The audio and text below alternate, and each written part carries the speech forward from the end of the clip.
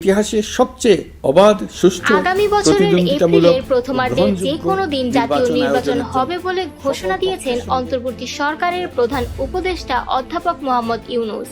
প্রধান উপদেষ্টার এই ঘোষণার প্রতিক্রিয়ায় জাতীয় নাগরিক পার্টি বলছে, আগামী বছরের এপ্রিলের প্রথমার্ধের মধ্যে যদি জুলাই সনদ, জুলাই ঘোষণাপত্র ও সংস্কার বাস্তবায়নের ব্যাপারে কার্যকর পদক্ষেপ নেওয়া হয়, তাহলে ঘোষিত এই সময়ে নির্বাচনের বিষয়ে তাদের পক্ষ থেকে কোনো আপত্তি নেই। প্রধান উপদেষ্টার ঘোষিত সময়সীমার বিষয়ে প্রতিক্রিয়া জানতে চাইলে এনসিপির সদস্য সচিব আখতার হোসেন আজ শুক্রবার সন্ধ্যায় প্রথম আলোকে বলেন, আমরা প্রত্যাশা করেছিলাম জুলাই সনদ ও জুলাই ঘোষণাপত্রের আনুষ্ঠানিকতা শেষে জাতীয় নির্বাচনের সময়সীমা নিয়ে অন্তর্বর্তী সরকারের দিক থেকে সুনির্দিষ্ট বক্তব্য আসবে।